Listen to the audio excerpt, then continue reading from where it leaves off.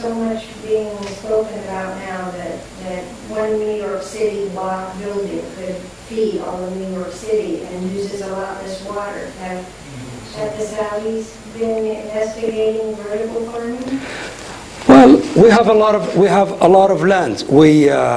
Greenhouses is a very good option for us, and we can use the desalinations, the treated water. We can use that on the greenhouses, because it's a very unfortunate, but Saudi Arabia is one of the highest urbanizations.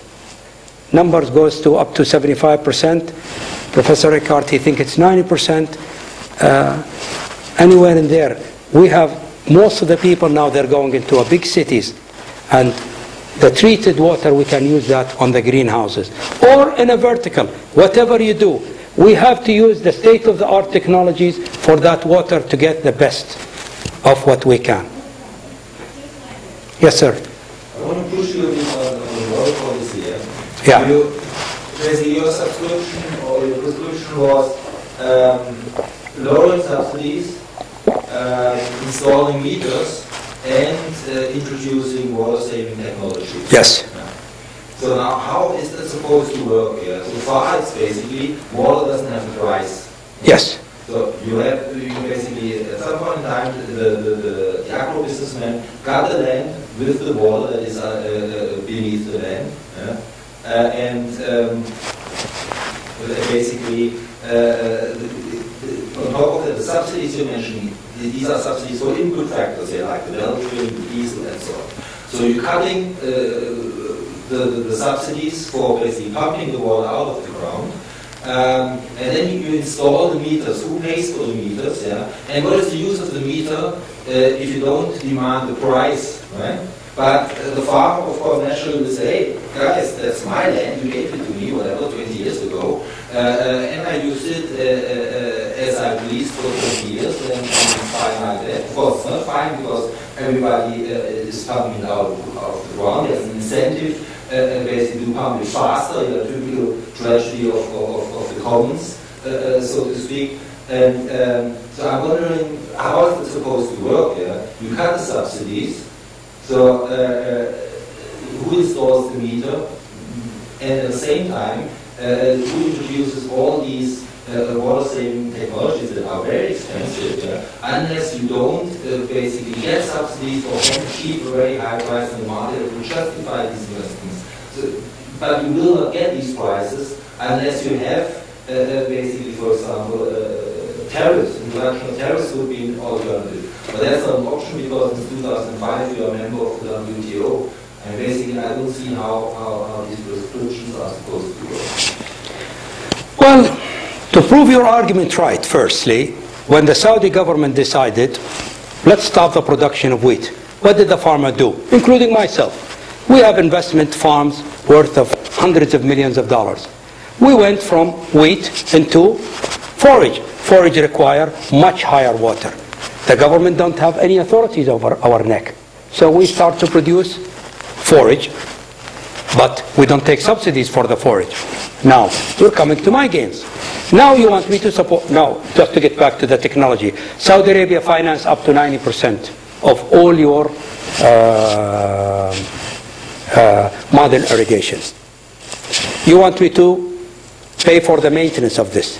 You want me to help you buy your products. I will do that if you restricted the water, and I will charge you for the water. Because if the water have no price, you're not going to be careful with it. Because I'm going to promote you. Because I'm going to support you year after year.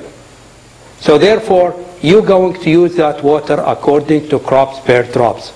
Okay, so you will basically introduce subsidies for the modern... We have already. We have. You will cut the subsidies for pumping the water out of the ground. And on top of that, you will charge the farmers a price, and they haven't paid for the water before, so there will be a lot of opposition here. No? There is. Because it's much cheaper for me to increase the price of this electricity for you, and you pay for the electricity, and I will pay you money to pay for the price of the electricity, much cheaper than I reduce the price of the electricity. Because if that price of the electricity or the price of the water is high, you're going to make sure you utilize it to the last drops. If it's cheap, you don't care. So you got to pay the prices. And even this problem in the US. I'm going to give a lecture in Arizona on the 30th. This is a major problem of water. The 71% worldwide of this water used is by farmers. And I have to charge you. Yes, I will support you. Yes, I will pay you. But I have to charge you and charge you a fair price for water. You must pay for it.